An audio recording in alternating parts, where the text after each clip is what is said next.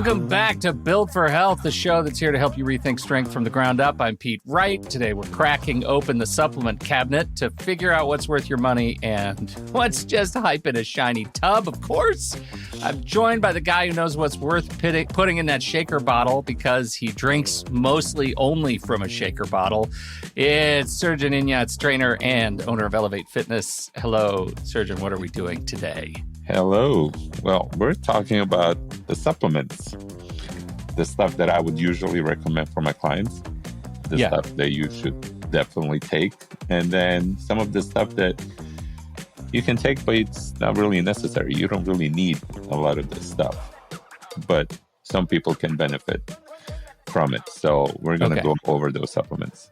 Okay. Now, when we're just to set the table on supplements, when we're talking about supplements, we're talking about the stuff in the big bins that you get at GNC or Costco, or are we talking about pills? What are we talking about? Yes. Usually those big tubs that you would go to GNC and get those, but they can come in pills or powder form.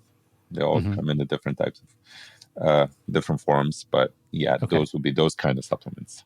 All right. Now, last week we talked all about protein, and I know protein supplements are one of the big ones, and we're going to talk about a lot more of them, but I want to just start by way of continuing the journey from protein.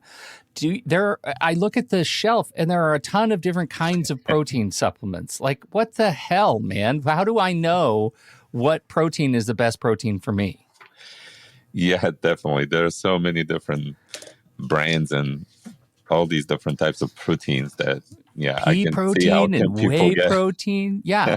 I don't get even very know. confused, and then they kind of don't know really what to look for and what to stay away from, because you have to know how to read the label and actually look what's in those supplements. So the things that you usually want to look for, and it's pretty clean. You're looking for a clean protein powder, like something that's really clean with short ingredient list, right? No artificial flavors and sweeteners. It has to be low or no sugar. And you want to make sure that it's a third party tested, for heavy metals and all that stuff. So there's a lot of stuff in it that you should look for. And I can go over those stuff with you. So listeners have kind of better idea of what those ingredients are that they should probably stay away from. Yeah, what are the red flags? So the red flags are first, artificial sweeteners. Okay. And those are like sucralose, and you'll find those very much everywhere.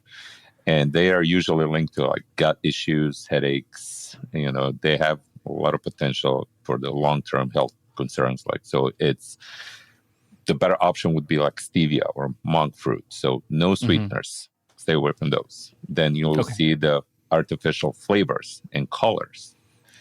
So those also, if it says you see that all the time, because it's vanilla. And you want a little flavor, right? Yeah, but they'll trick you. They'll put artificial flavor, or they'll put natural flavor, which is, again, not natural flavor. Stay away from it. And you see food dyes that are the worst. I mean, when you see red 40, yellow 5, anything like that, anything that says color and the number, you stay away from that. You'll see in different types of foods, the same thing. So that can all cause inflammation. They can also cause a lot of allergic reactions in some people too. So that's a big no. And then, stay away from the kind of the cheap protein. Usually people don't know what kind of proteins, like soy protein. You don't need the soy protein. Look for the whey isolate or grass-fed whey protein. And everything else, just, you don't really need it. And then there's a lot of thickeners and fillers in those too. And they're usually used to improve the texture, but they might cause some digestive issues or bloating in a lot of people. I know I had a problem with that. There's a lot of these proteins that I would try, and it would just make me feel bloated. And I can't even have a decent meal afterwards.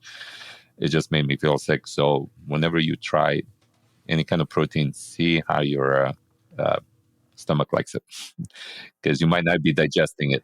Why do you recommend whey protein specifically? That's one that you like. We have What makes it different from the reason I'm asking is because the big protein, Trader Joe's has the protein powder, and they've gone with a pea protein. Do you know about the pea protein? Do we care about that one? Yes, so that's different. Now, like soy protein, like it can be very highly processed, and it can disturb the hormones. So Okay. that's why you go with the whey protein. You don't want like wheat protein or gluten in some blends. So Right. you go with whey isolate that's more pure and grass-fed. So pea protein is also good. Pea, rice, hemp, like collagen. I take collagen Okay. as well. But those are more plant-based proteins because I Okay. have a lot of vegans, vegetarians, Yeah, and we they know how you don't, feel about them. No, I'm okay with them. I like them. They're my friends. They might not like me too much after this, but Right. they know I love them still. So when it comes to that, then you do look for a different blends because a lot of those plant proteins don't have they're kind of incomplete in amino acids. Like they don't have all those amino acids that the proteins is made of, right? Mm-hmm. So you're looking for a kind of a right blend, like peas and rice. Like that's more complete. You want that. So, but it's same thing with them. Like you also don't want to have any heavy metals in them. You don't want any artificial flavors and all that stuff. Like you don't want added sugar in some of those. And they'll kind of sometimes sneak in those sugars, and they'll write like fructose or cane sugar or dextrose or high fructose corn syrup, all that stuff. Just stay away from all that stuff because ideally, like you should have less than 2 grams of sugar per serving.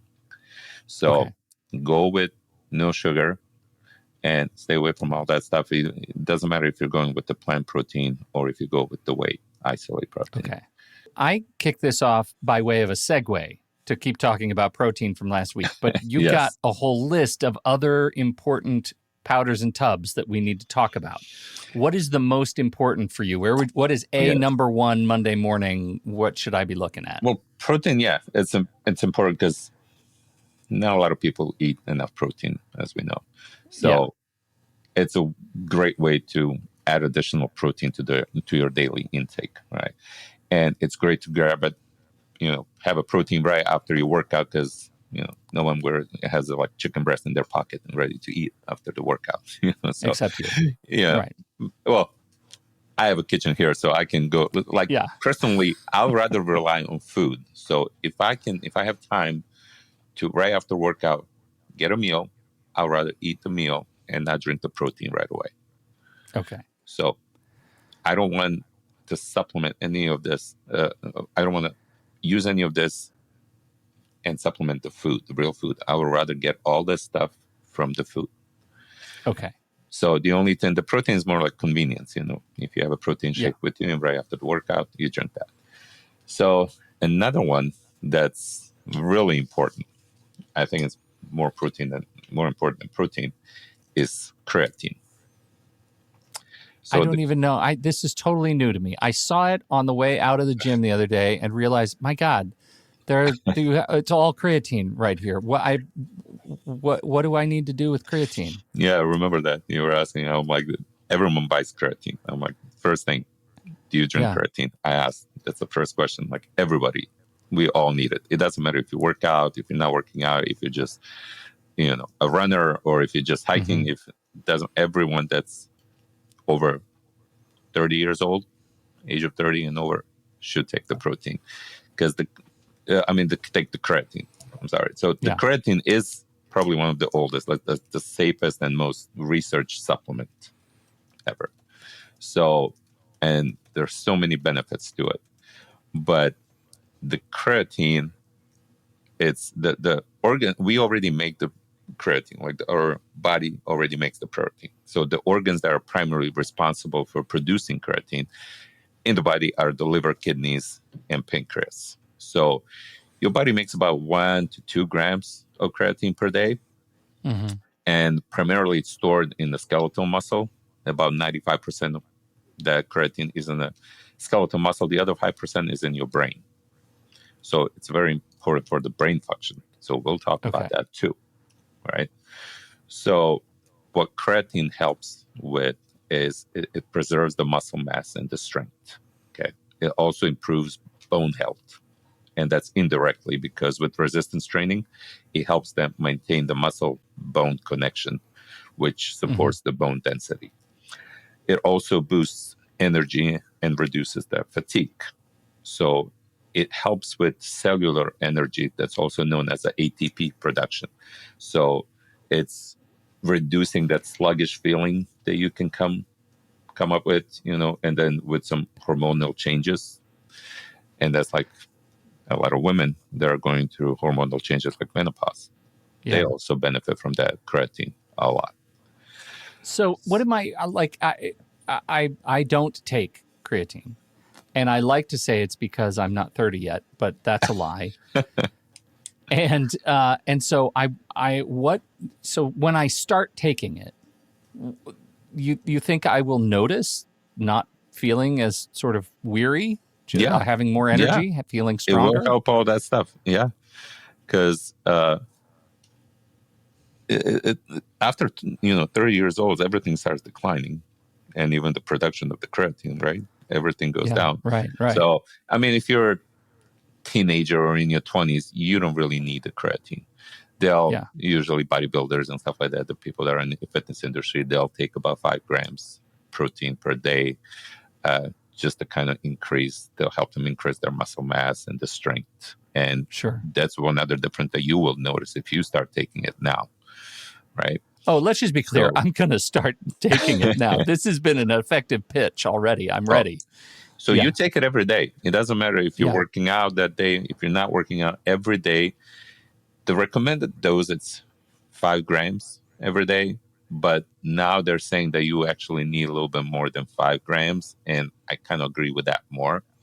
Like, I would take the 5 grams on the days when I'm not working out. On the days when I'm working out, I'll take up to 10 grams of protein because, like we said, 95% of the creatine is stored in your muscle mass. The other 5 is in your brain. So they kind of discovered that only 5 grams will help with the muscle mass, but it's not enough for the brain.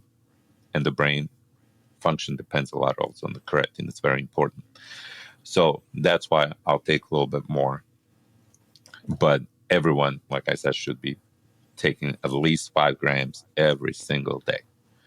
Okay. Are there any side effects with starting to take creatine? We're fine. No liver, kidneys. You'll be fine. No. Okay. No. That's why I said even the people that are in their 20s and like teenagers, I would recommend them. Like they're already producing enough. They have enough. If they just focus on their food and making sure they eat enough protein and all that stuff, they'll be fine. They don't really need it. But for our brain function, when we start aging, the creatine is very important. So, because your brain uses about 20% of your body's energy, and it's about 2% of your weight. So, low brain energy has been linked to like depression. So, Well, this is one of the things, like you said, energy, high, and absolutely just to support the sharp thinking, especially under pressure and fatigue. Like it supports your memory, like it can improve that short-term memory and mental clarity. So, it also the creatine also may help protect neurons against the aging. Yeah, but you said you prefer to get your protein from food. Is there a good food source for creatine that stimulates production of creatine, or is this something we have to get through a supplement? No. So yes, you can get from food, and that's mainly from the animal products. Animal products, that's why, again, vegans and vegetarians are not going to like me about this. So they should definitely take this. So, because, they would benefit from it because they already kind of don't eat meat and all that stuff and fish, and that's where you can get some of the creatine. But because they lack of that protein, they could definitely benefit from this creatine supplements, and I know a lot of them that do take. So what is that? So when back to the recommendation in terms of how much to take, 5 grams, it sounds like a bare minimum. What is a maintenance dose? I mean, let's just say for a guy like me. 5 grams. 6'1", 6'2", 5 grams. I should be 5 looking grams at. for everybody. Yeah, you should be taking 5 grams. But then you said, I every thought day. you said you were recommending a little bit more, 10 grams. Well, I would recommend more like on the days when I'm working out, just for the better, Okay. more muscle recovery. Okay. That's why I would take a little bit more on those days. Okay. On the days when I'm also active, I'll take 10 grams. Like if I'm going to go hiking or, do some kind of activity. But on the days when I'm like just taking a recovery day, just relaxing, not doing much, not being really active that much, I'll take 5 grams. I find that funny because I don't actually believe you exist outside of the gym. So I do. I actually do rest. No, I think there are times when I don't work out. You walk out of the gym and you just turn into a vapor. Okay. So creatine, that's huge. And I'm immediately like, I'm going to pick that up. Yeah, definitely. Can we talk about collagen too? Can we just throw that in there? Well, the collagen is the same. It's like protein. It's just another protein. It's another protein. It's like it also helps with the skin, and it's just another protein. Like okay, all right. Now let's talk about how these. Well, first, are there any supplements in on your list that we need to talk about that we haven't that are not so important, but you want to make sure we mention? Well, yeah, you do have like pre-workouts. You have electrolytes. Like aminos like BCAAs or EAAs. Well, and I want to talk about those, but I want to talk to them when you talk about pre-workout, like we're talking about supplements and their relationship to the workouts, right? When you should be using them, how they relate to activity. Yeah, right? Like the creatine you can take whenever. It can be before the workout, after the workout, with food, no food. It doesn't really matter. As long as you have that 5 grams of protein daily intake, you're fine. Okay. But when it comes to workouts, pre-workouts, what is it? What do we need to be thinking about? Yeah. So the pre-workouts, if you can get away without pre-workout, that's great. A lot of people take a pre-workout because, they're doing their workouts after work or when they're really low on energy and they just feel sluggish. And it's just pretty much the caffeine that they're looking for. That's what most of the pre-workouts have. They have high doses of caffeine, anywhere from 250 to 300 grams of caffeine. That's like 3 to 4 cups of coffee in one setting. Like it will. You got to forgive me. I'm a complete rube when you're talking about a pre-workout. It's like a package, like a drink. What are we looking at? Yeah. It can be like a package. It can be a packaged drink, but it can be in a powdered form. So I drink the powder form. And I try not to take the full scoop, so I don't get the 300. I'll get like 150. But I do mix some other stuff with that. So even though I wasn't going to talk about that, but now that you mentioned it, the way I do it, I'll put some L-arginine. And what that does, it expands your blood vessels. Right? You got to say it again. What was it? Expands your blood vessels. L-arginine. L-arginine. L-arginine. Yeah, L-arginine. Okay. I would take about half a scoop of that, and then I'll take a half scoop of my pre-workout, and that way I'll only get 150 milligrams of caffeine. So, when you take the L-arginine, it expands your blood vessels. You get a bigger pump. There's more blood going through your muscles, right? So you get the bump, and you start those veins that start popping out. So that kind of gives me that extra boost, so I don't really need all that 300 milligrams of caffeine. Sure. But it's just that I just don't want to have that much caffeine there, because sometimes, some people would... Gives you the shake, especially at the end of the day. That's a lot of caffeine at the end of the day. And if it's a long day, I admit I'll have an energy drink, which I probably shouldn't, because that's another 200 grams or 300 grams of like caffeine on top of my pre-workout, and it's just too much caffeine. And if I can get away without caffeine, I'll definitely try it. Like, for example, in the mornings when I do have a lot of energy and I know I don't really need that pre-workout, I don't need that caffeine, I'll take the non-stimulant pre-workout. So the one that has no caffeine in it. Because sometimes after a while, there's a lot of us, we kind of get addicted to that feeling that like we feel like we have to take a pre-workout or we're not going to be able to work out, even though you have all the energy. You're working out in the morning, you had a good night's sleep, you're good to go, but you feel like you have to. You're so addicted to it that you feel like without the pre-workout, you're not going to get a good workout. Like you need the caffeine. You get so addicted to it. So sometimes to kind of trick my mind, I'll take the non-stimulant. And it makes me feel like, okay, I had something, like I'm ready to go, even though I didn't drink that caffeine. But if it doesn't have the caffeine in it, what does it have in it that helps your workout? It's got some amino acids in it. Okay. It's got some amino acids. And this is where it comes to those, another supplement that are called aminos, the BCAAs and EAAs. The one that I'm taking, it's got a little bit more of a BCAAs, like the regular BCAAs aminos only have. So the difference between BCAAs and EAAs is that EAAs are more complete and they support actually the muscle protein synthesis. They're complete. They have all 9 essential amino acids in them. The BCAAs, they only have 3 amino acids. And they're more responsible for like muscle recovery and energy. So that's why people will sometimes take them during the workout. They'll drink them during the workout or before the workout. And they're like, just for a little energy. Me personally, I never felt any difference. It didn't really give me that boost. So I stopped taking them. So they're not really necessary. You don't really need BCAAs. So I tried them a couple of times, didn't do anything. So I stopped taking them. Now, the pre-workout that I'm taking that's a non-stimulant, they have a little bit or more than just 3 amino acids. And there's only one brand that I'm actually selling his brand here at my gym. And that's probably the cleanest brand that I've seen so far. So I take his non-stimulant pre-workout, and it does help me in the mornings when I feel like I need that one, but I don't really need that. So it does help a lot.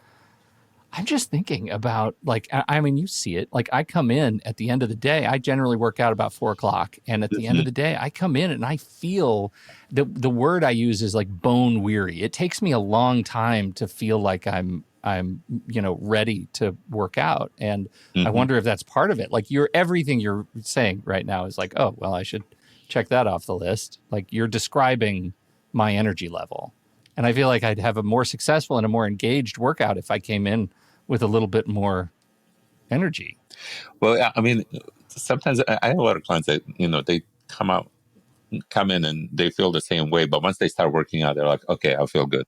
I'm ready. Let's go. Let's do it. It kind of kicks in, so that helps a lot. And then I have them during the workout, drink the electrolytes. So that's another one that I love. So now we're talking about like Gatorade. Ooh, no, right? no, we're not talking. Don't do that, please, Peter. Don't. I had one of my clients walk in with the Gatorade today. I'm like, whoa. I'm like, you're gonna dump that. You're not even gonna drink. What are we talking about with pure sugar? That's not even. I don't even know why they call electrolytes. Well, because they have so much sugar, so it. Sugar plus wet. Sugar plus, yeah. That's why they call electrolytes, but they're not electrolytes. Okay, so what do you recommend for electrolytes? So when you look at the electrolytes, you want to make sure that you have at least 1,000 milligrams of sodium. And then with them also will come potassium, magnesium, everything that will help with the muscle recovery. But what sodium does, and you want to make sure that you have at least 1,000 milligrams of sodium. So the one that I take, it's called LMNT. There's a lot of people that take it. It's very popular.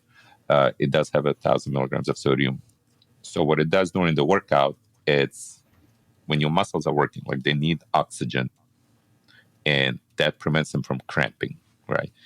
Now, the only way that they get the oxygen is through water.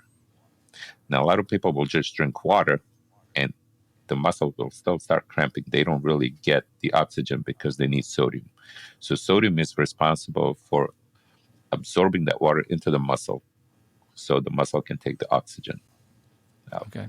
So that's why the sodium is important. And you need to have the sodium. It helps with the absorption of the water. And then it will prevent you from cramping.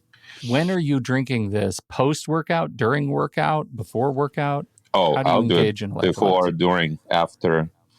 Take a bath in it later. I think pretty much if I could, I think I would. But yeah, even my doctor, my naturopath recommended me to take those 2 little bags, and each bag has 1,000 milligrams of sodium in it. And just sodium. Like I can't even drink regular water now. I have to put some electrolytes in it. I have to put the element. I'm like, it's missing something. I'm like, I can't do it. Even when I go hiking or anything, it helps. It really helps. Okay. Like I didn't realize how much it helps until one of my clients, she told me that she's been cramping during the night, and she can't sleep. It will keep her awake all night. Her muscles are cramping her, and it was really bad. So I thought I might have to give her something more than electrolytes, but I started her with the electrolytes. I'm like, hey, I have a few packages here. Try it, before bed. Mm-hmm. Drink some of the electrolytes. See if it helps even a little bit. She came in next week, and she said that her cramps completely stopped. I didn't realize that it was going to work that well. I thought it was going to help a little bit, but I was going to have to go a little bit more into this and research a little bit more and help her a little bit more with that. But that's all it took. Wow. And she stopped cramping, and she could actually sleep through the whole night. So now I'm drinking it every day. 1,000 grams of sodium in it. Aren't you just drinking like wet salt? See, the people always, the salt is good for your body. Everything. Well, yeah, everyone but told people like, good? oh, sodium is bad for you. The sodium you shouldn't. I'm like, well, it depends where it's coming from. If it's coming from all this processed food that you eat and stuff, like, yeah, it is bad. But I'm getting it through my electrolytes during the workout. After workout, it's actually putting it to good use. Your body does need salt. So I'm not concerned about. Does it taste good? Like I got a salt lick outside. I'm not a horse. So it tastes good. It depends what flavor you grab. There's some of them that it just tastes like pure salt. It's just like I just put a bunch of salt in the water. I'm like, about. Oh my God. I'm like, I can't drink this. This is too much. But then like you get watermelon, raspberry. I'm like, those actually taste pretty good. You can't really taste sodium that much. A little tiny bit, but it actually tastes pretty good. People get surprised. Look at this. They've got a salted caramel cold brew. This is decadent. They have some really interesting flavor. If you look at it, some of them like, ooh, I don't even know if this would actually taste good. It doesn't even sound good, some of them, but they have some very interesting. Yeah, try some of them. Get the little package with the different flavors and then try different ones. See which one you like. Okay. All right, I'm down. But I'll try it. I've heard people try different flavors. They like some really weird ones. Okay. That I'm like, citrus, I don't even know salt, if I want to raspberry, orange, raw, unflavored. No, thank you. Orange mango chili. Chocolate. I can't do that one. Chocolate salt, grapefruit salt, chili. And watermelon salt. Yeah, the chili. I don't know that I could truck with that. No. Okay, fascinating. All right, this is all very, very good. So electrolytes. So you've got people trucking on electrolytes. We should be doing electrolytes, more electrolytes. Yes, more electrolytes. It doesn't matter. It's not like just for the people that are working out. If you're going to go hiking, if you're going to go for a run, it doesn't matter. Any kind of activity. If you're just going to go play basketball, play some soccer, just drink electrolytes. Just stay hydrated and make sure those are the true electrolytes. Stay away from all the sugary drink like the Gatorade and all that stuff. I'm like, oh my God, when I see people with Gatorade, it just blows my mind. I don't want to make you mad, man. I'll be okay. I almost got a little upset when he walked in with the Gatorade. I'm like, you're gonna pour that. I'm like, right? Yeah. Pour it. So I'm like, pour that out, put it in water, and I gave him my electrolytes that I had. I'm like, you're drinking this, not that. Okay. It's good to know. It's good to know that there's a line that we don't want to cross with you when we walk in the gym. That's important. All right. Do you find out? Yeah, right. As we close up, we're getting to the end of our time here, but do you have any particular, like you've already said LMNT, and it's LMNT. Yes. drinklmnt.com. You can find that. Any other brands that you really that you recommend? I mean, I know you've picked a certain brand to sell at the gym, but yes. People go into Amazon. have any recommendations? You can, I think you can get his stuff on Amazon. It's called Thentic. It's THENTIC. And I actually know the guy. He's a pharmacist, really nice guy. And he came with probably the cleanest supplement line that I've seen so far. And okay, I take his creatine definitely. He's gonna start coming with. He's got plant protein. Doesn't have a whey protein yet, but he is in the process of getting the whey protein. Mm-hmm. I take his pre-workout, and I take his non-stimulant pre-workout that has no caffeine. Okay. Yeah, so his supplements are actually pretty good. I would recommend trying his supplement line, and of course the electrolytes. Okay. Electrolytes. There's a couple other brands I think that are actually pretty good too. They have over 1,000 grams of sodium, but there's only like a few of them. Okay. So just make sure you read the label and you know what you're taking. So this is great. Super thorough as always. Yes. What do you have an idea yet? What we're going to be talking about next time? Do we have a teaser? Ooh, I don't know. I feel like I was thinking about maybe even soon bringing some guests and talking about different things and stuff like that. So might do that, or I don't know. We'll see. I usually come with all these different ideas as my clients come in and ask me all these questions, and I'm like, you know what? Yeah. This would be actually good to talk about, let other people know. So we'll definitely come up. All right. So we'll have something. It'll be great. And make sure you subscribe to the show, share the show. We would love it if you would tell your friends about the show. If you're getting something out of it, let us know. You can review the show wherever you get your podcasts, whether it's Apple Podcasts or Spotify, wherever. We're everywhere. And we'd love to hear from you. And so very soon, once I finish with the form, there will be a button you can push that just says, hey, I have a question for Srdjan and I'd like to have him answer it. So we'll be able to start taking questions very, very soon. Yeah. I promise. That would be great. Maybe in this episode as you're listening to it. So stay tuned. Questions inbound. Thank you, everybody, for downloading and listening. We appreciate your time and your attention. On behalf of Srdjan Injac, I'm Pete Wright. See you next time right here on Build for Health.